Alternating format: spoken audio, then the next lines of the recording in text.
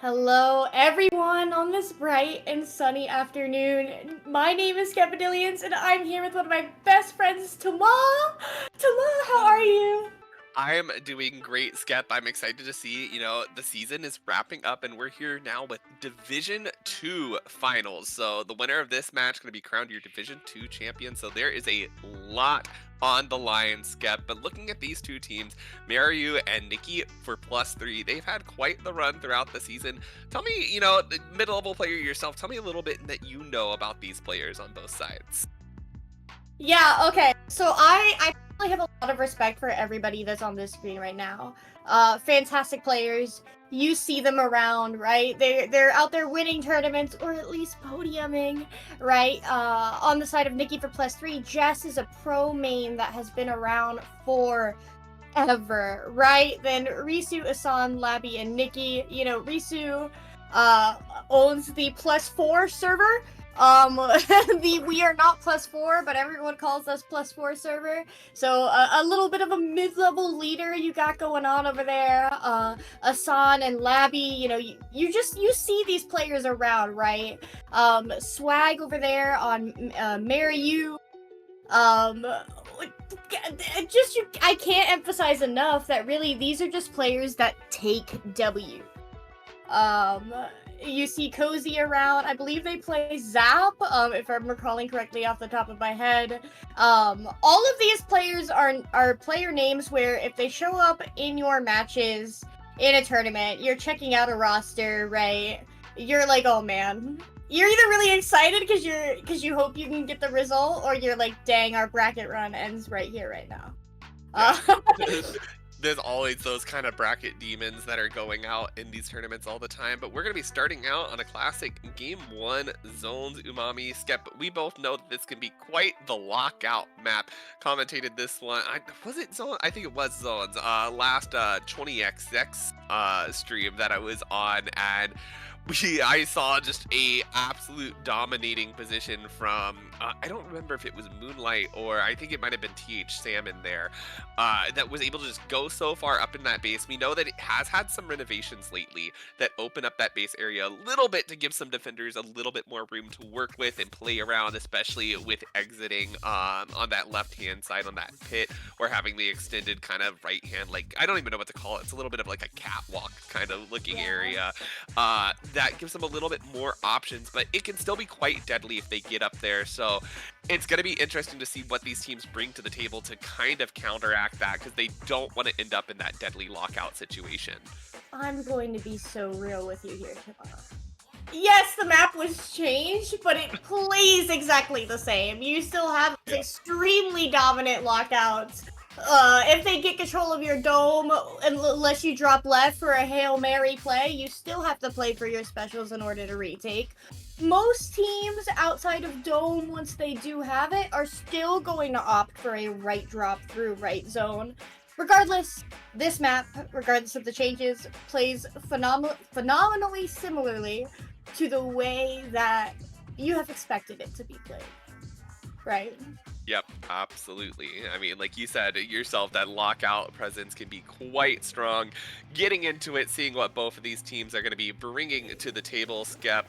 We're loading out. We see that custom range blaster. We see the heavy edit. And of course, Pencil, as always, going to be making its appearance alongside. Mm-hmm. I'm excited to see the 52 deco there from X Battle with that screen.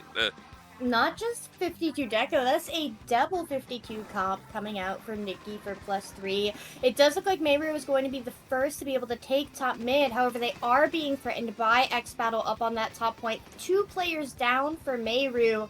That Pencil here going to be able to put in some serious work and set up those jumps, as Nikki for +3 is the first team to cap the zone, but not for long, Toma. No, not for long at all, as Mary UBC there is getting back in. The screen does try to provide some entrance here for Nikki for +3. You can see X Battle sitting up here on top, trying to find a way in, looking at this right zone, but the strikes kind of forcing them back into a corner. It looks like both of them are going to go down. Mary U still holding that, but they've got to watch out for X Battle behind him. It's a nice trade, but it isn't going to get Mary U back in right now. Right, and I see this heavy edit being extremely useful in terms of shredding those walls from both that squeezer and the 52 on the side of Nikki for +3. That is a weapon that has some serious object damage, and it's going to deny a significant strength out from Nikki's comp. Yeah, it certainly is. And right now, Nikki is going to be taking advantage, though, of that opportunity created there to get back in, put that zone back in their control, and they're able to cap it, putting that penalty on Mariu. But Mariu, you can see, is just back fast. They've got this Kraken coming in to the base of Nikki to for +3, trying to take control of this gnome area. X Battle going to be making sure that they aren't giving that up, though. But the strikes and that Zuka now clearing them out. Nikki for +3 really needs to find some space to get in here. It looks like they have these zones neutralized, but they really need to find the space to get in front of that zone and find some key picks, which X Battle does right there. It is now going to pincer this zone, finding another one, looking in to try to find one here in the corner in the range blaster, and they do get it as well. That is a huge play from X Battle. And this play is not over. X Battle does have this splatter color screen ready to go. That is going to come out in Mayru's choke point. That's going to make it a lot more difficult for them to re-engage, given that they're not going to have clean lines of sight on those zones. And we do see them getting punished for that, right? The Zuka gets popped, but because there's no one able to see the remaining players of Nikki for +3, for Mayru, they are not able to go in and get those picks off of that Zuka chip, right? So here we go with Mayru popping that CRB, and now the strikes as a way to force their way in and potentially apply penalty before Nikki for +3 pulls the lead here. Yeah, they're trying to do that here, and you can see that they've got that one zone. They just need to get that right zone into their control, but Nikki for +3 comes back in, paints right back over, and is able to steal that lead away. But now Mariu has that zone again, so, 2-point lead, definitely not going to be safe here at all, Skep. But Nikki for +3 really needs to try to focus on staying alive and getting that zone back, but 2 down, make that 3 down. Mariu is taking control of this map by storm. We see Chong Li popping that cooler right from that choke point, but that's going to be a difficult one for the members of Nikki for +3 in order to get, given that it is in that choke point and so far ahead. X Battle goes for that right side underneath dome drop. We can see them trying to get this pick on Kaz, does as well, gets the pick on the pencil, so that is Nikki for +3 back in control of the zone with 3 specials online. All of those specials going to be utilized here in order to start situating themselves for a lockout. Huge, and this splatter color screen coming out from X Battle is going to be huge as well, allowing them to continue to try to put that pressure on Mariu and block their lines of sight coming back out from their base. But it looks like these strikes online is going to be the key opportunity that they need to try to get back into the zone if they can survive that whale in the corner. And they do Mariu does lose that lead here. Nikki for +3 now is just in this great lockout position here in mid, trying to stop them from re-entering, but no, look at that 2 down. It slips away so fast for them, Skep. The Kraken coming around, pincering that zone with their teammates to make sure that no one is there to continue the fight for Nikki for +3. And they're almost through all this penalty, Skep. Not a lot of it left. They just really need to try to stay alive and hold this for a little bit longer, especially with only about 30 seconds left in this game. Right, here we go, right? If Nikki for +3 comes in and gets the cap, Mayru was going to only have one opportunity in order to recap that before they lose the lead, right? So this is right here, right now for game 1. 2 ticks away from lead, 1 tick away from lead, and the zone flips neutral. We see it's just the heavy edit on top mid, but those jump-ins come in clutch. That is a lead swap for Mariu, right? But now with 11 ticks remaining, we have the specials online for Nikki +3. We know that Mayru only has one opportunity here in order to be able to recap that zone, and they're going to need specials to do it on this lockout heavy map. That is a pick on the 52 deco, as Swag is putting down as much paint in that choke point in order for Kaz to be able to work their way in.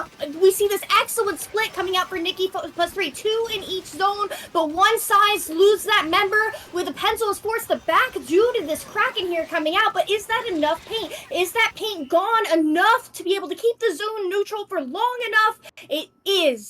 That is GG's. The dislocation of the pencil there, huge on the side of Mariu. Yeah, Skep, talk about a back and forth game coming down to just 1 point, Skep. Like, I cannot emphasize enough how close this game was. And any single play going differently, you know, you could have flipped the outcome there, but it just all worked out perfectly in the end. Right here, we Mhm. see kind of opening moments coming through as those strikes go out. You see that Maryu just really comes forward. They're so aggressive. And then I think this is another impressive moment as they just force X Battle back. Maryu's just Mhm. offensive presence is really, really felt across this game. Now, I admittedly was a little bit sleepy walking into the VC this morning. The caffeine had not hit yet, but honestly, I'm wide awake now, Tama, and I hope everyone watching this excellent set this morning is as well. These players, no doubt, too, right? Here they are playing their Ludi Division 2 finals at, what is this? 3:30 p.m. ET, right? Maybe it's later for them because they're EU, but I'm seeing Asan here is American. It's a Thursday, Toma. What is going on? You know, everybody's got to get their Splatoon fix in sometime. I mean, so Thursday, I mean, it's behind the scenes, we're looking at Division X, and they're like, all, can we do it Tuesday or Thursday? I'm like, what a strange day, but I guess that's just what works out for some of these players. They need the rest of the time in the week in order to grind their planned weeklies, Toma. There is no other explanation. Well, you have to think about the 20XX, the qualifiers that are still going on Oh. right now on Saturdays. So that's a lot of incentive for Mhm. these teams to play in the week right now. But now we're Right. loading out, of course, here on Inkblot Tower Control, an ever classic map, Skep. Looking out for these opening fights as both teams are just trying to take control of these stacks. You see Nikki for +3 moving in on that left hand, finding a pick on the slosher, and now trying to move up into the plat. 3 down on Maryu. This is looking good for Nikki. Right, and here they go with this first push. And not only just the first push, but they have control of Maryu's bats as well. We see both Risu and Jess all the way up in here with this screen. Again, that's going to provide so much less value for those Zukas. It is just Imernensis. Oh lord, that name. Checkpoint, probably farming for GG strikes or at least push stopping strikes, but they're going to go down as well. Look at the control Nikki for +3 has. Just judging by this paint, this is going to be a difficult one for Maryu to come back from so soon. Yeah, and they're continuing to push this, just storming forward. It looks like X Battle's still here, trying to find another one, does get a pick, but it looks like the push will end up there. An opening push to 16, though, Skep. That is huge, especially with how hard Checkpoint 2 can be to break sometimes. I've seen plenty of games where that checkpoint is the defining factor in whether a team wins the game or not. So now Maryu has quite the push to go ahead, and they have to get Nikki out of these great defensive positions here. You see they're trying to come up, they get dropped on, they do trade it out, but they don't want to trade trades at the moment. They need to win these fights cleanly. Yeah, you mentioned the first and the second checkpoint, right? Well, this first checkpoint is easiest to defend with long-range AoE, i.e. bombs or strikes. This second choke point that we're about to be seeing for Maryu coming up is the easiest checkpoint to defend if you have control of your own bats and plat still. We do see that cooler getting crushed by the tower, though, so that's going to make a respawns for Maryu on this push a tad bit slower for about the next 30 seconds or so. Yes, it is, and we can still see they're really trying to fight for control of those bats. Like you said, they need to get control of those to really secure this second checkpoint push, and the Kraken online may be the key to being able to do that, but they have to watch out from mid as X Battle comes in, trading off another one, leaving them 2 down. They're gonna have to back up here, Skep. They're not gonna have all the firepower to keep this push going until these jumps get in, and even then they still have to watch out as they drop on one, trading another, Skep, and these trades just keep going back and forth.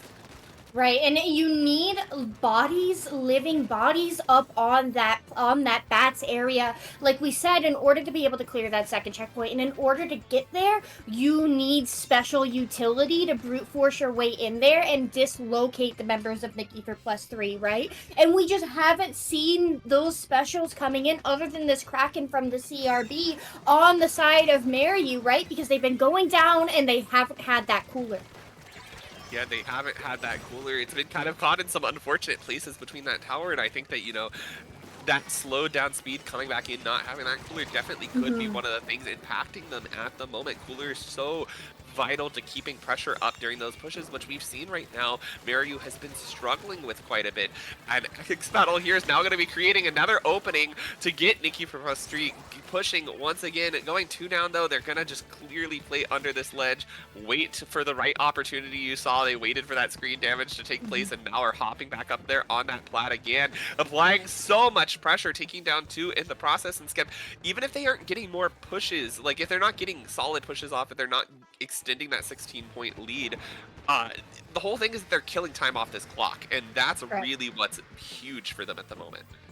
Absolutely, but regardless, this tower being all the way up on plat means that Meru needs to clear their bats in a stepwise motion, then their plat stepwise, then mid, then the opposing plat, then the opposing bats, in order to even have a chance of coming back here in overtime. And we see this third checkpoint getting closer towards the KO with 13 points remaining and 40 ticks left on this clock. Meru back in control, but there is simply so much grounds to cover, especially with this shark behind coming out from Risu. Goodness knows if you're Meru how many jumps are coming in there.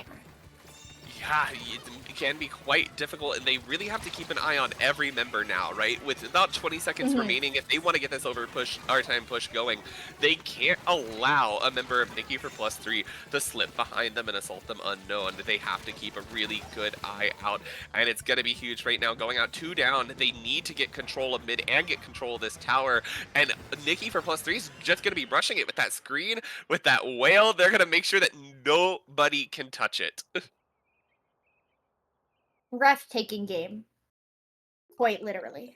I found myself running out of breath there, and I think Meru found themselves running out of steam a little bit. I know we talked about that cooler, right? And blah, blah, blah, cooler is broken, blah, blah, blah. However, when a cooler is used improperly or ends up being going down by mistake, it's those little tiny mistakes that are going to make the difference at this level of play. Right here, that cooler. Right, you are going to feel the impact of that lack of special saver and the lack of QR. That impact is going to last a lot longer than you would actually expect it to, right? It's one special, right? But it's not just one special because it impacts all 3 of the other members' specials on your team, right? Because it allows them to take risks, knowing that there's 70% to those strikes, right? To go in and feed, being like, it's fine. I'll have strikes on the respawn in 2 seconds, right? But when you lose that, you don't. You lose 75% of your utility as your teammates are expecting to be able to take risks, knowing that you have popped that cooler. And that to me, honestly, was the tiny mistake that cost the game. Yeah, definitely we could have. I mean, we saw, like, they did want to keep putting up pressure. There was a long time where Maru didn't give up that left-hand side despite being in a man disadvantage for quite a while. And if they had had those faster respawns, had been in there faster, had their specials a little bit sooner because of that cooler, could have turned out into a very different game. We saw how fast tower control can snowball, and that's a fact known to everybody. You get that special tower, or you get that special charge on that tower, and if you can control, if you can get up there into bats, it's really easy to let that snowball and to just take advantage of it all. So really, like you said, those little plays can make quite the difference. That's the thing that players underestimate as they get better and better at Splatoon, right? You can make large mistakes in LSL, for example, just a low-level tournament, right? And still come out on top, right? Because the game becomes a culmination of how many mistakes you made and what your best and worst plays were together, right? It's a balancing act. And the better you get at the game, the smaller your mistakes need to be to make a difference. And this is Division 2 finals, right? Realistically speaking, it doesn't get much better than this. It takes a lot more effort for these players to get the one up on each other. You just simply have to be locked in, knowing that those tiny mistakes can cost you everything. Absolutely. And now they're coming out here for this game 3 Robo Ramen Rainmaker Skep. And X Battle here in this corner trying to push up. They have to wait out these strikes as they're trying to clear that corner for the Rainmaker. And the Sloshers just doing a great job of making sure that those grates are going to be cleared, aren't going to be allowing Nikki for +3 to really get any space off of this. And we can see that Mario is making great advantage of that, painting up this map, trying to turn it yellow here in mid, trying to get some paint going towards that pedestal. But of course, Chongli applying pressure with that pencil, and now the screen coming in along with this 52 moving forward.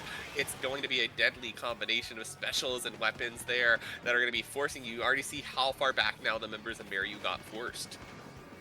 Right, and you can see that the Zuka is coming out, but it's not going to find anyone right away. X Battle swinging that corner straight into a 2v1, forced to jump out. Very beautiful and clean jump out there in order to be able to just come right back in with a sun and re-engage.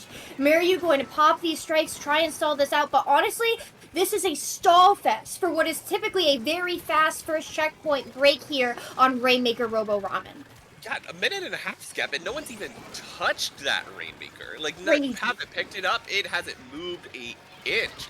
Right now, X Battle's trying to get in there and trying to get the pick, but going 3 down, this may be the first opportunity to see the Rainmaker move, going clearly for that first checkpoint, but even then, going to be shot short by Chongli there, who's going to be stopping it. It's going to be repopped, and it's probably going to be a checkpoint break here, but no! And now 3 down, Nikki for +3, they should have a pretty easy time coming back here into mid.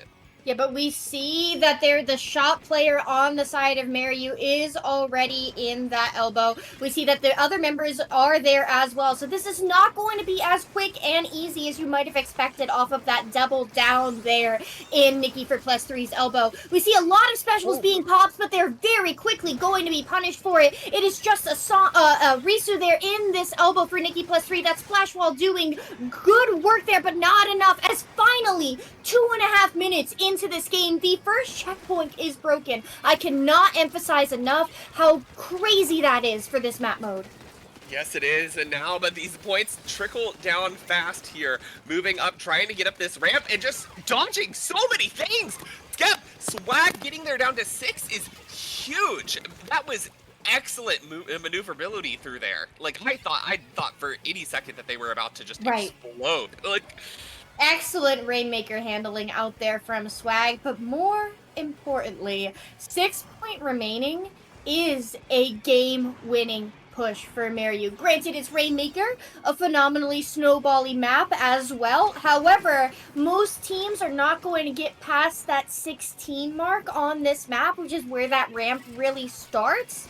So to get all the way down to 6, frankly, from some very cheesy movement, Mario should be feeling a little comfortable here. Mario definitely does feel a little bit comfortable. They just have to make sure now, you know, you talked about small mistakes. Now they really need to make sure they're not making big mistakes coming up here. Yes. They're looking as they're trying to get to this first checkpoint. The first checkpoint does look like it is going to fall here, Skep. If they can't get anything in there, they does fall. And now there's still just a lot of space that they have to take, though. We saw how Swag was able to just kind of maneuver through there. That's probably not what we're going to see happen here. You probably don't see people just doing that quite often unless Mario just ends up wiped, which is going to be the absolute worst case scenario, of course. But they're going to be very careful not to do that. They're trying to strike, but 2 down could be a little bit dangerous. They have to really watch out for X Battle, who's moving up there, finding 2, but they're still able to stop that Rainmaker in time, giving themselves a little bit of room to breathe. Yeah, and more time, right, for their teammates, their own teammates to come out of spawn. This is this little choke point that I was describing earlier on their way to this ramp. We see Chongli in control of the Rainmaker, but Swag and Kaz are still up on that left side. It's just Kaz and that Kraken Royale and the Momentum Thief going to get the pick on Chang Li there in order to be able to stall out that push. With 30 seconds remaining and Mario in control of their own elbow. It's time to breathe and get some paint down. What a huge moment to have Kraken there, because if they didn't have Kraken there, you may have actually just seen the lead swap once again, or even possibly the knockout. But Kraken, like you said, is just such a momentum thief, and very important in those crucial moments. Now here they're going to have just one more chance, and you can bet they're going to be charging up that Kraken again, knowing that that's just kind of a easy win if they can charge that up and just go straight at that Rainmaker. Overtime is ticking now. They do have a screen on their side to try to push in, but that's the only special that they have to work with at the moment. Here it comes out. They're gonna have to play this carefully, Skep. Yeah, and that screen going to block those sight lines, right? But we do see that Maryu has that Kraken. It's not going to be used. A stray pick on the Rainmaker, bringing what was a building over time to a close.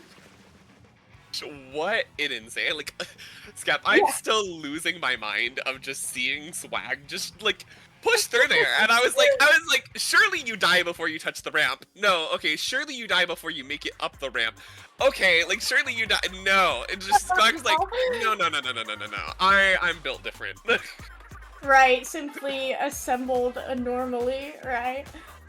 Yeah, this game honestly was, I say breathtaking again, maybe that's because I'm the one yapping up here, but I'm sure that our teams are feeling a little bit, stressed as well, right? A little bit under the pressure, in a pressure cooker, if you would. We are 2-2 now. 2-1, tie, a bit back and forth, you know, in our set.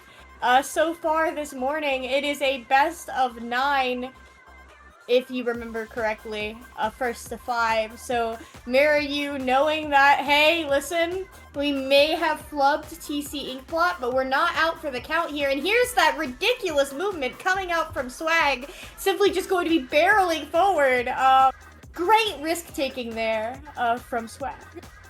Absolutely great risk-taking. I mean, what what a play. Like, I've seen crazy plays throughout this season, and I swear every time I watch a set, I'm like, wow, this has to be the set of all time. And then I commentate it in next week, and I'm like, holy crap. I'm like, no, this is the set of all time. And it just keeps happening again and again and again to me, Skep.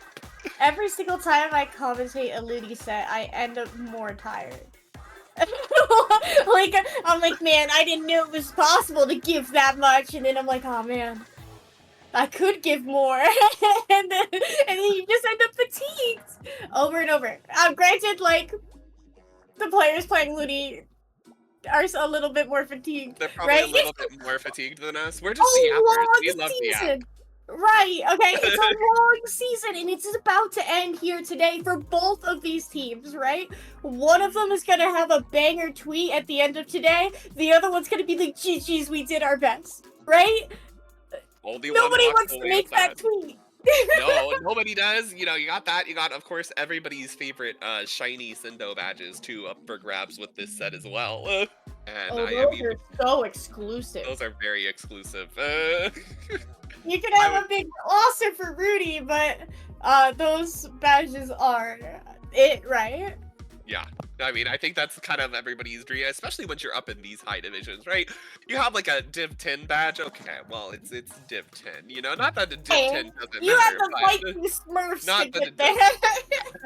Not that Div 10 doesn't matter, but most people are not even ever making it to be in Div 2, let alone winning Div 2. Right, and like I opened a song. This is Cozy's actually results page here, and I'm just seeing a 5th Great White SOS, 1st Poker Table, Great White SOS, 3rd Swimmer Sake 151. Just consistent placement after placement after placement, right? These are players that turn up for your weeklies. They know what a strong tournament grind looks like. They know how to pull through and perform under pressure. Here we go. Game 4. This would be Clam Blitz Museum de Alfonsino. Yeah, and early we see Maryu, 2 of them taking that early drop. One is going to go down, though, and the other one forced to jump out there. As +1, our Nikki for +3 here is just in a commanding position. You've already got X Battle there right under the basket. They have lots of clams in the back. They need to get up here and actually get that power clam in, which they're going to do here. They have that screen to assist them. Looks like they have a second power clam on the way, and tons of small clams to add to the score as well. Already down to 50, trying to add another power clam there, not quite able to do so. They keep trying to pick it up there, 2 of them trying to do that, just trying to slip in, see if they can get it in. There it goes, down to 31. Skep, talk about opening statements. That is quite the opening push on this map in under a minute. This is giving me a little bit of Power Control Inkblot Art Academy flashbacks here, right? Where we saw that opening and devastating push for Nikki +3 that Maryu was unable to come back from. Granted, a different mode here. We have a decentralized objective, so that is going to make this game play out very differently compared to Tower Control. Absolutely, but it looks like Nikki from +3 is they're just so good at holding that space, getting those backboard pushes, and I mean, especially I have to keep commenting on X Battle. The openings that X Battle creates for the side of Nikki from +3 are absolutely insane. You can see that they're here again. They've got that screen out. They're going to be adding 2 power clams, breaking through their penalty, taking it down to 25, adding some more clams here. Scap, this is just huge, and these fights are just being won so beautifully right now on the side of Nikki for +3. And Chun-Li here is going to jump out with enough power clams in order to be able to end the game, but going to be called out on the side of Maryu, right? That is a delayed 3 down, but X Battle still up on that top left, and no doubt called out as we do see Kaz there taking some pot shots up there. 2 power clams on the side of Maryu as they work their way in control of mid, knowing that this flanker is behind them, but that means that they can isolate the 4v3 that is in front of them. They get the pick on the squeezer as well, so that means that there's only 2 on that plat, assuming that X Battle did not jump out. They did. We know they're in mid now because of that screen, but also we know that they're down, right? 2 members down on the side of Nikki for +3, and this could potentially be a push here if they could just get clear Jess out of that back spinner. They gotta watch out though, because X Battle charging in there and picking off one of them. That power clam breaks with just 1 clam now up alive. The Zuka goes down as well, and now this power clam is isolated, and it's gonna be really hard for them to get back to, especially as X Battle's already putting pressure up here on that side, just throwing those curling bombs, making them wonder, is X Battle gonna move up through them? Is X Battle gonna start this fight now? And that power clam is gonna break now. Maryu has to find a way back in, has to find those clams to get another push going. What looked really promising, Nikki for +3 was able to just wall out defensively. That defensive was huge. Honestly, to me, what it looked like was a lack of specials, right? They were threatening that right side of the map for a very long time, right? But they didn't have the specials in order to be able to clear Jess out from that very defensive position on the backside of Spinner. But here we go. We finally have those specials online. We have those strikes. We have that Zuka, right? But there's nobody up on that plat in order to be able to capitalize off them. So you have to back, right? You have to save those specials. But here we go again. Those strikes being popped, frankly, early in order to be able to stabilize control of mid, but you go 2 down, right? So what was it for? Yeah, now X Battle's just up on their plat. Does go down really fast, but you know, it's just those distraction plays, those moments that they can tick off the clock right now that are huge. And Nikki for +3 still continues to win fights there in mid before going down to that Zuka. Maryu is just struggling to find space in mid. Still has to build up quite a clam economy as well on top of that. They really need to wait for the right moment. It seems like they're either not using their specials when they are up under the basket, or they get up under there and they just don't have the rest of their team right with them. So they need to find this right answer to the push speed. Yeah, it feels to me like a little bit of desync that's going on here. But we have those 2 members going down. We have this Zuka online now, and now we have a power clam, right? So all 4 members are now finally up, but you got to keep in mind that this shot here that's been skirting and dancing on that bottom left side has been called out by now, right? So we have this power clam, we have this Kraken, we have the Zuka, and we know that we need to clear Jess and that other member X Battle off of that right side, but that Zuka comes out and it doesn't find anything, and we're gonna go 2 down as a consequence of it because Nikki for +3 can smell that you're trying to push. They know you're gonna be on the right side of the map. Yeah, now you're stuck in that corner with that screen. Jess moving up there, applying a lot of pressure. That clam needs to be picked up. Swag does do it, but Jess is just gonna drop on them. Gonna wait for this Kraken to end too, gonna pick them off there. Trying to take that one more fight, does go down, but there isn't enough power in the basket, right? They've got this power. If they can even get up there, they don't have enough to add. Right, but you need to go for it anyway, right? Because you need to get that basket open. So a valiant effort there out from Maryu at the end of that game, but it was not enough. right? Just time and time again, going down in mid, going down with special, popping special when there was no one left alive in order to capitalize on it. In the end, Nikki for +3's initial 2 very dominant and successive pushes, it really felt like that had Maryu tripped up for the rest of the game. Yeah, it really did, Skep, and just quite a dominant performance there. We saw there, just on the replay, the ending push, and right here, I think we still see these opening moments. This is that Right. huge opening push where they're able to get down to 31, and even Jess is just able to get back in there and just pick that clam up to add it. And that was just, I think, a lot of momentum in their sales, and I honestly think it might have just kind of spooked Maryu a little bit. Yeah. I don't blame them, right? Especially having to deal with X Battle taking these crazy flags, being the last one alive up on that top right, when in my opinion it looked like it was Maryu's greatest opportunity in order to push. That kind of play style, that kind of player ratting around, dancing around, just leaves you feeling paranoid. It leaves you feeling a little bit unsure, and it leads to decision paralysis, frankly. And we see this single power clam dunk coming out from Maryu, and they have those specials online, but once that dunker goes down, there's no one left. Yeah, you're absolutely right. There is no one left. And that's kind of, I mean, that's kind of just how that whole game went for them, Skep. And when they were able to get forward, there just wasn't anybody there behind them, no specials, nothing to sustain that push. Where I think the difference you saw Maryu, especially with X Battle, get in there, create that opening, get a power claim in, or throw screen. And especially that screen, I think, was really a huge key that let them kind of enter and broke up those sight lines from Maryu to be able to come back in safely and be able to flush Nikki for +3 out of their base. Now, that's something we saw that screen being popped perpendicularly to the way that Maryu would be coming out of spawn, right? And when I'm coaching, when I'm analyzing play styles and special usage, that is a lineup that I call an ultimatum of commitment. Right? Very scary words coming out there, but what it means is you are forcing your opponent to either push in quickly or forcing them to back and give up space, right? And in the time that can happen, if the team is not doing it collectively and all making the same decision, it does cause a lot of mistakes. You're completely right. That screen is scary, but we are going to be seeing that here on SplatZone's Mako Mart, so I'm very curious to see how it's used on a much more special spammy map. Yeah, I am interested to see it too. And right now, though, we just see Maryu holding great advantage. And there comes that screen out, like you said, alongside those strikes, going to be forcing them to either come into that zone or back up, like you said. Ooh. And right now, it looks like they're still struggling to come in through there. But they are able to hold on to the zone at least. And X Battle is now going to drop there, picking off one, having to fight it out with that Kraken, but unfortunately going down. Now, did you see how that screen was used specifically?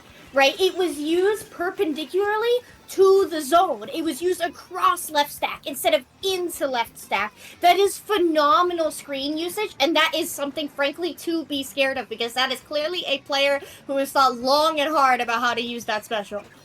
Absolutely. I mean, they have another one. Now it's being popped in that position that you typically expect to see more. Right. And now they need that space to get into the zone. So I feel like that's kind of the key difference there. Before they were already towards that zone, there they needed to get into it. Unfortunately, though, it isn't going to provide that kind of pressure that they need to be able to break back in here. So they are going to have to look for other answers. The cooler coming out, they have to act fast, especially now as that penalty is going to be ticking down, and Maryu's going to be scoring again here very shortly. Right, and here goes that penalty, right? But they don't have any specials in order to be able to sustain this. Kevin drops left, does get the pick on this 2 down on the side of Nikki for +3. And frankly, what has been a phenomenally dominant SplatZone's games. The strikes comes out, the screen comes out. Is it going to be enough to flip the zone as Maryu is 2 down? It is. Finally, Nikki for +3 could take a moment to breathe, knowing that they have applied that sweet, sweet penalty. But look at X Battle up on this flank, also called out once again. So the 2 players in zone going to be forced to look forward, and that's it. Another cap for Nikki +3, but they have just capped and capped again, right? But there doesn't seem to be any sort of sustain coming out from them here. No, it's not going to be. And right now, you can see that Nikki for +3 taking that zone back. You've got to get back in here if you're Mary, but you want to be careful. You still have plenty of time, right? You have Mhm. about 60 counts here at the moment, so you don't want to make any mistakes. But Nikki for +3 going to be keeping up that pressure. You've got the Kraken out of the zone. This is going to be their opportunity to flip. You see Kevin in there putting down a lot of paint. There you go. 28 penalty on to Nikki, so they can rest easy a little bit right now, but certainly not for long, as we see that Nikki is just constantly got that pressure. Right, and they also have these strikes coming out on for Mariu in order to be able to situate a lockout here. Those strikes do burn, but there doesn't seem to be a lot of value off of that. We see Game is Game popping Cooler up on that right side, knowing that they have to go in and cap here in order to be able to delay what seems to be, frankly, the inevitable. They get the cap, right? But right off of that, we see Nikki for +3 getting the cap. Yes, we do there, and we see them continuing to try to keep up this pressure, trying to go forward. X Battle, unfortunately, going to be going down there, so they're not going to be able to get control of the enemy stack, and that's going to allow Mariu to really put a lot of pressure here on this zone as they respawn, trying to get it back, but we see them just giving up a little bit of space, and that may be a mistake. His screen is coming out, but the specials are coming out on the side of Mariu, too. Those strikes at 2 down now. It may be Nikki for +3's opportunity. Just the slosher left. If they can get up there, Skep, and stop them from touching the zone again, it could be scary. Right, and the penalty has been cleared with 40 ticks remaining. That is just enough in order to be able to pull lead here. We do see the Slosher player trying to get the pick on Chang Li. They have these strikes in order to be able to work their way into the zone, but they need to be able to get those safely in order to be able to assist their teammates in actually physically painting. Those strikes come out, they get the cap. That is a cap for Nikki for +3 in order to be able to maintain control here of the zone with so little time remaining. Nearyu does have these strikes ready to go, so we are going to be seeing some sort of push very soon. Yeah, we are going to have to see it soon because it's about to run out of time. Chong Li with these strikes moving forward, trying to get control of that zone. Here we are, scrapping it out. Nikki for +3 does find that flip, and now they're going to be making their chance at this overtime push. Looking back at that Slosher, the Slosher gets the pick. That could be huge, especially as they also get strikes out. X Battle staying alive here, not going down on the zone is huge because that would have been absolute disaster. And now they've got one more chance. They've got to watch out for this Kraken. Any picks the Kraken can get on the zone is going to be devastating. And these strikes too is going to make it difficult, but you can see Mariu is still 3 down. This is huge, Skep. Now Mariu has just one more chance at getting back in here. What was really such a dominant game from them in its entirety, right? The zone barely ticking towards that neutral as they do get 2 picks. Mariu coming in, trying to paint the zone. They have 2 members able to do so very well. The Slosher and the 52 isolated. They get the pick out with the 52, which is just the Slosher on the right side of the zone, and they cannot keep enough paint down in order for Mariu to get that recap. It closed out a very, honestly, what was a dominant game from them that became very scrappy and contested towards the end. These games are like, I feel like I'm getting whiplash here because like, it's either like the closest game you've ever seen or like just an absolute stock fest. And it's like, it hasn't been anywhere in between. Like, yeah, and we did see that Mariu did win SplatoonTourney. Right. You got to remember how close that game was. Decided by 1 point in the end. And now we have another, frankly, very commonly played zones map being decided in overtime. Honestly, I expected that game to KO, given how dominant Mariu was for the majority of it. But once they were on their back foot, they really struggled to find stability again, and Nikki for +3 just took advantage of that over and over. It just every single tiny little cap that applied penalty, it really demonstrated how important it is sometimes to just cap the zone. You can worry about locking them out later. Absolutely, Skep, and gosh, what a just insane here. We see just time and time again. I think, like you said, is that Nikki for +3, I feel like has that offensive pressure in them. Once they get into your base, it is so hard to get them out. That's what we saw with this. We saw that with Clam. Like, it's difficult to get rid of those scrappy players, especially I think X Battle, as where Maryu has a lot better time on offense. Once they've got their feet down on the ground, they don't struggle in just keeping pressure and keeping space, especially since they have a little bit more range in their arsenal that I think works out for those kinds of situations. Right. But here we go. Heading on to another tower control map. You gotta remember how Nikki for +3 snowballed the initial opening push there on tower control Inkblot, right? We have another Splatoon 2 tower control map.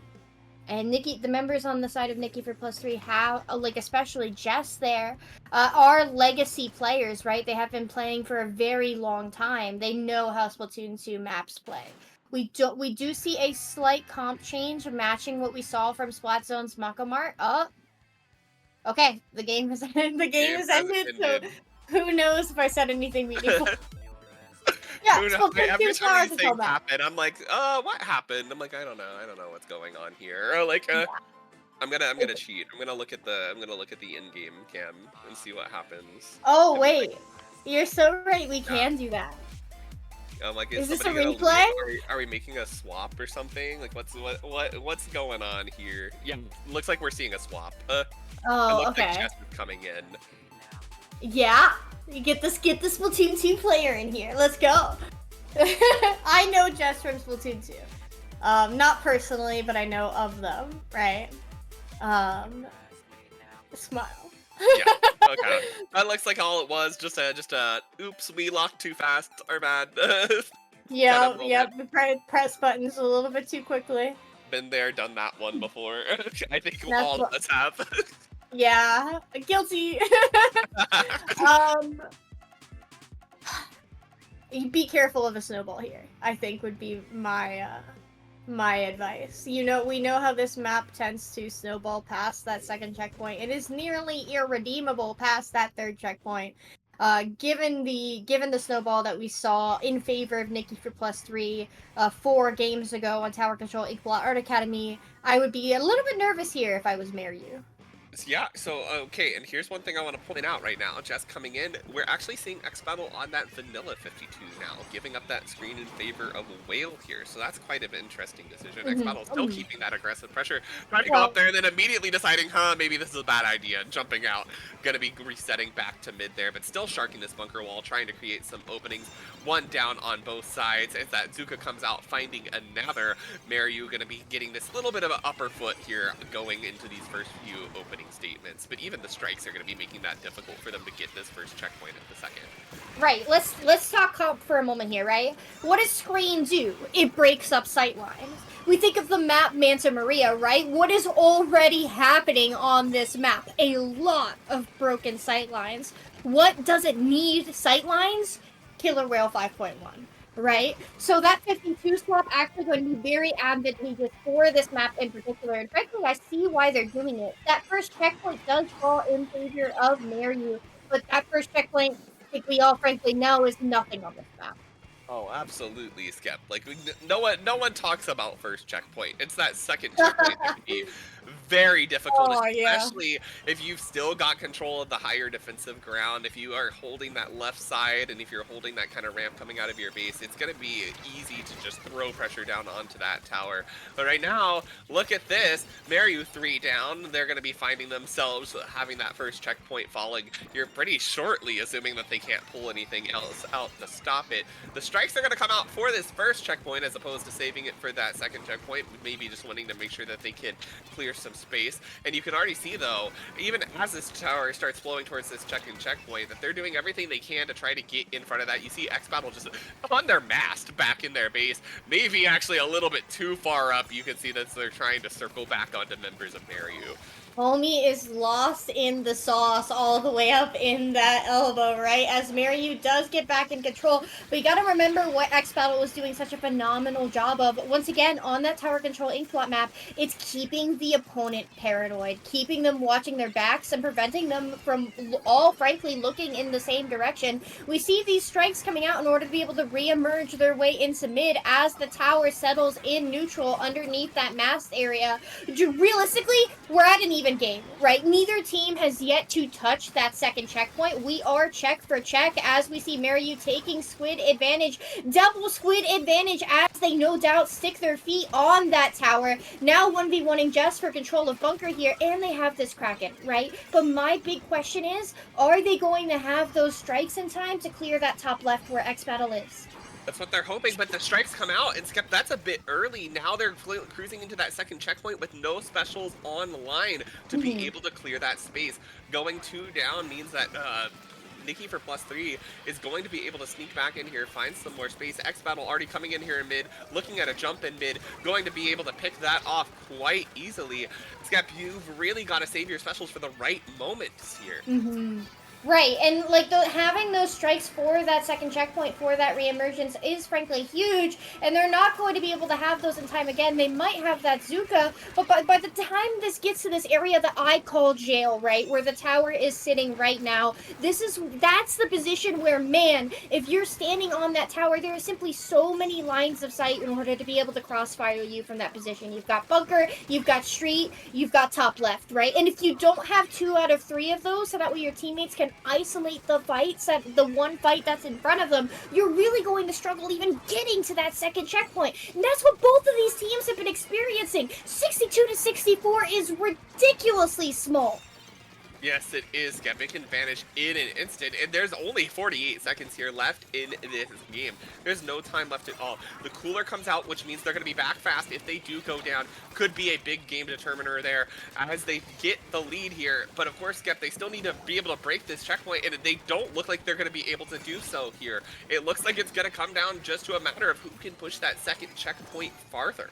And yeah, frankly, this is still not a lead worth writing home about, right? We see that Nikki for +3 does have those strikes. Mariu again has that Kraken. Yet to see much value come out of that Kraken from CAC there. Chun-Li up on this top right. They have these GG strikes, so they know that they're going to have to clear that player, right, on the side of Mariu. The strikes come out, but there's no bodies on tower as we're ticking into OT. Nothing done about it.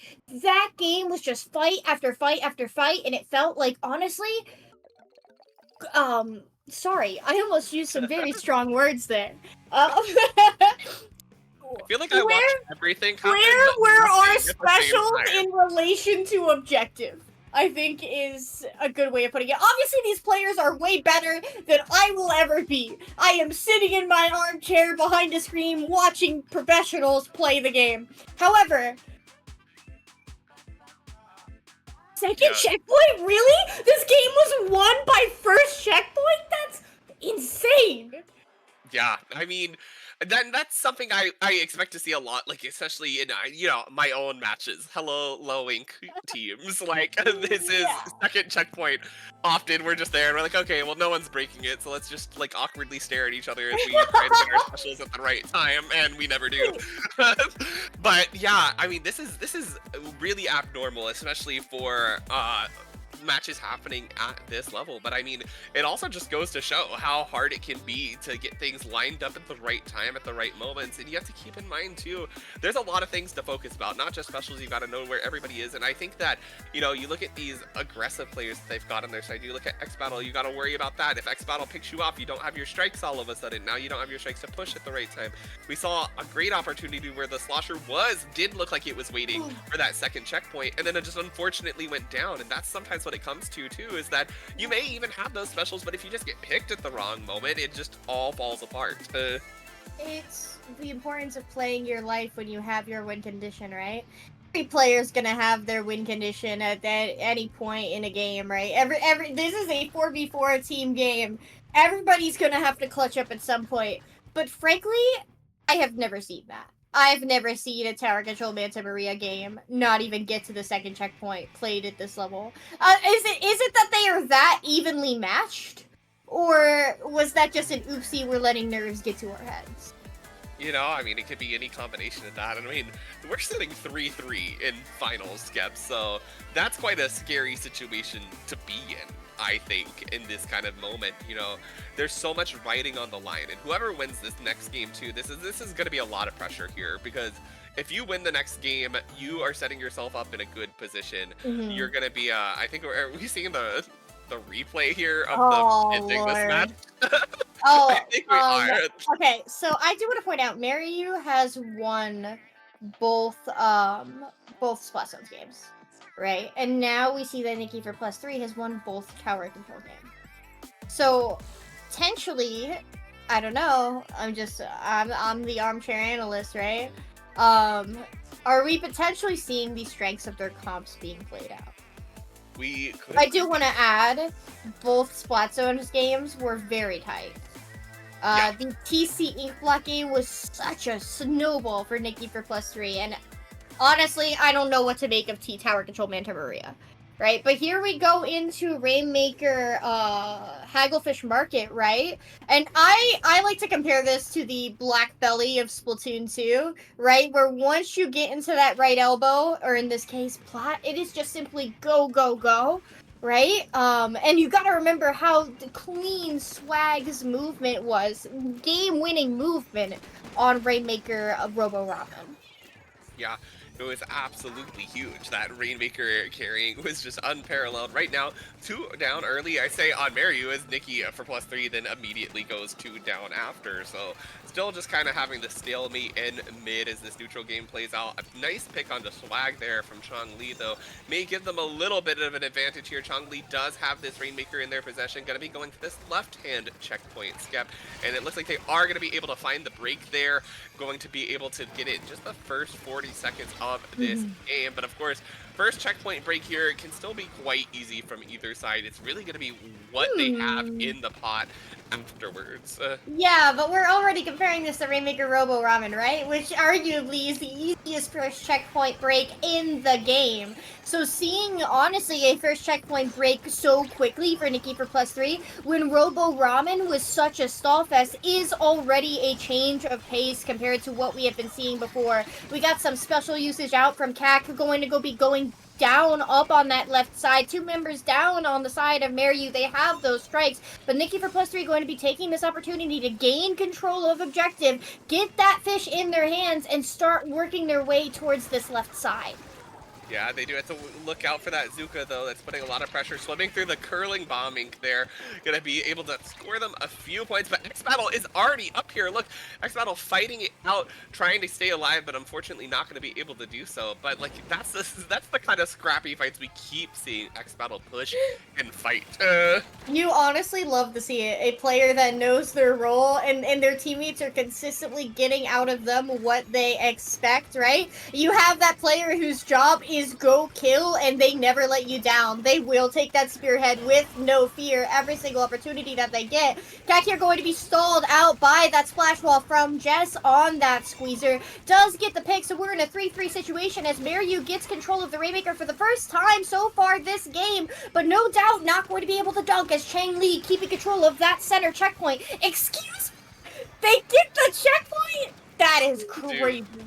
They sure do, but now look at all this orange ink for Nikki for +3 out in front of that Rainmaker. It's going to be hard for them to be able to pick that back up. Nikki going to be taking control of it, looking there at that right-hand side now, but they have to watch out. The strikes are moving forward. They're going to be trying to pick some fights. Jess waiting there patiently in the ink to pick that slosher off as they go forward, but the Rainmaker falling to an unfortunate Zuka strike.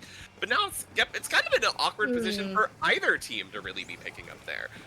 Yeah, I keep seeing those strikes popped to either maintain or mildly shift neutral, and there just never seems to be value coming out of that, right? That is the exact same thing that we saw in the Clan Blitz Museum game, where those strikes being popped in order to maintain some control of mid. Newsflash, people can swim around strikes in mid, right? So Maryu has the Zuka ready to go. It is a 3-2 situation with Swag, our beloved Rainmaker movement, go in control of the Rainmaker. That Zuka coming out, frankly, with beautiful timing, but a stray flank from X-Battle going to stall this push altogether. Beautiful flank.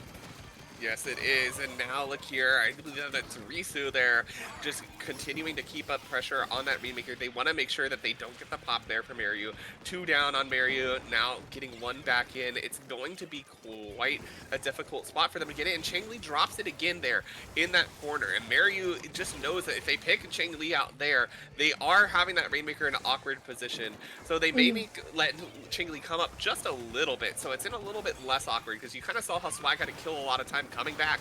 But they're going to be putting up that pressure with that Zuka. Finding 3! But do they know Jess is underneath that basket? Do they know that Jess is underneath that hut? They're flushing her out up on that left side. The Slosher player knows where she is, but she's going to work her way back around into her own court as her teammates are coming out of spawn. About halfway through to that Zuka, a big margin there for a Squeezer player as Maryu is in control. They have these strikes now. It is the Kraken that comes out first. The strikes come out in order to take control of court here, but that there's still so much distance to cover. 2 members down, 3 members down on the side of Nikki for +3. X-Battle on the inside of that screen, going to use that to run at the Rainmaker with 15 ticks remaining. Maryu knows that they need to get this pop here and need to start looking forward, but they're not going to have any specials other than the Zuka for this. No, they have to be careful here coming out. Look, X-Battle going in. Or no, that's not even X-Battle. That's Risu looking in. The pencil's going to be providing a lot of ink and a lot of pressure to try to stop Nikki for +3 from coming in. No specials online for either side, and they both need it right now. The Zuka coming out, forcing the Rainmaker further back. The strikes coming out for Maryu, but they don't have the space in front of it. 2 down. The Rainmaker and the Blaster, the only 2 left. You see Jess moving up in here, looking at that Rainmaker, coming in mid, going to be able to pick it. Nikki for +3 is going to be able to take this up to 4-3 for your match point. And that is the first Rainmaker game that we saw fall for Nikki for +3, right? They lost Rainmaker Robo Ramen to some very cheesy movement like we've said a couple times already. So for them to take Rainmaker Hagglefish is frankly quite huge for them. Yeah, this has been huge for them, and now they're sitting in that comfortable position. Of course, yeah, not that you want to take it to a game 9 if you're Nikki for +3 right now, but they don't have the pressure of I have to win the next game to stay alive. Right, and that's a lot of pressure for Maryu, and frankly, just seeing some special usage mistakes coming out from Maryu, right? Specials being popped when there's no one to push up with it. Specials being popped when we don't have control of objective, like a lack of snowballing advantage and using those specials to try and make something happen when there's no one to play off of it, right? So I'm a little bit concerned, frankly, that Nikki for +3 at this point in the set is just playing cleaner. This beautiful Zuka, I cannot emphasize enough how clean that Zuka was, right? Just waiting for the Rainmaker to be in a position where they could not move freely in order to dodge it. Very clean. Huge. But beyond that, I'm concerned. Yeah, Skep, and now here's the thing too, right, is that our last Clam Blitz game was held very, very dominantly by Nikki for +3 almost the entire time. So Maryu has the pressure not only that they need to win, but they need to win on a mode that was very dominant for Nikki the last time that they played it. So they kind of really need to find out the answer to what to do to find a victory on Scorch Gorge. Ooh, thankfully, Gorge does play very differently than Museum. In Museum, you don't want to be standing in mid. You really want to play that map plat to plat as quickly as possible. Makes it a lot more difficult for your opponents to bounce a defense if you have control of their plat, because they either have to be standing right behind the basket, which is where you're going to be looking anyway, so you can shoot them, or on that top left or top right area, which can just be difficult for some weapons to land shots from, right?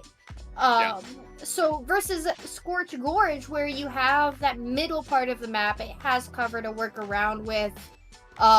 It's the opposite of, well, it's like a 70-30 split in terms of differences between Gorge and Museum, where you can exist in mid. You won't be pushing from mid, but you can exist from mid. Also, your flank option through that left side of the grate is a little bit more viable than the flank option that you have on cut from Museum, where somebody on top left can call you out quite easily.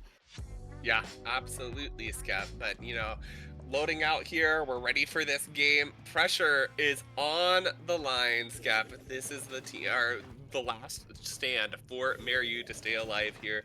Coming out, we are going to see actually that pencil being left behind. We're just going to be seeing the edit and actually the Tri-Slosher Nouveau coming out for the cooler options. Quite interesting there, I think. Yeah, the fizzies are really good at clearing your own elbow and playing either side of that center stack. So I see why they would want to do that here. Also, in terms of, hey, the opponent are running at us with double wall, we might need something to shred that. That makes that edit much more viable than the pencil. Yep, I would definitely agree there with you, Skep, but right now, 2 down for Mariu. We have Nikki for +3 in this great position here. The screen is out. This is very reminiscent of how they've been pushing, keeping this pressure up. They're going to be looking here to add some more clamps to those scores, doing so safely from behind the cover of their splash wall. Jess has another clamp here that they can try to use to stall if they can get in. Risu looks like they're going to be the ones trying to do it, moving forward, gets a pick, not able to extend that basket any longer, but they are extending this pressure as now it's just Swag left alive. Yeah, and Swag being forced into that corner, going to be picked off by the Squeezer Jess, who now can focus Kevin on that top right. We see more clams in the side of Nikki for +3. We can see that Risu is one clam away from forming a power. They can extend their lead here with this dunk alone, but it's just Asan there on that slosher that has the remaining clams. Risu going to be forced to circle back there while Jess continues to spawn camp, frankly, that top right area. Risu gets another pick under basket. Asan has the 3 clams to stall, does dunk those, but this does look like a cleanup in favor of Mariu. A devastating push, but frankly, not as devastating as Museum. No, but you know, still down to 37 now, and we're 2 minutes into this game. Mariu has really not been able to take control of mid yet, let alone get a push going. They have these strikes online, but it still looks like it's kind of being used just to maintain space, as opposed to really being able to take some space and get forward here. And you can see that after those are out, Nikki for +3 kind of just waited and then tries to converge in on the remaining Mippers after those strikes in. X Battle trying to take that top area. Looks like they're going to be able to win out a fight here. 3 down, that the full wipe for Mariu. This is looking to be dangerous with the way that Nikki for +3 continues to just keep pushing in, winning these fights and keeping this pressure up. And there goes those fizzies on that top right. They do get the pick on Jess. Thankfully, that's going to be a huge opportunity for them to retake if they manage to clear X Battle here, because we do see a lot of sustains come up from the left side of this map. That is 15 points remaining with Asan having 3 clams. They only need 2 more small clams, and Jess has them. She's swimming in. They get the KO. That is it. Nikki for +3, your winners of Division 2 for Ludi Season 15. Can we have some W's in chat for them? Gosh, what an insane moment, Skep. And I mean, I think Clamblets just has to be Nikki for +3's mode, right? Like, the dominating presence both times was insane.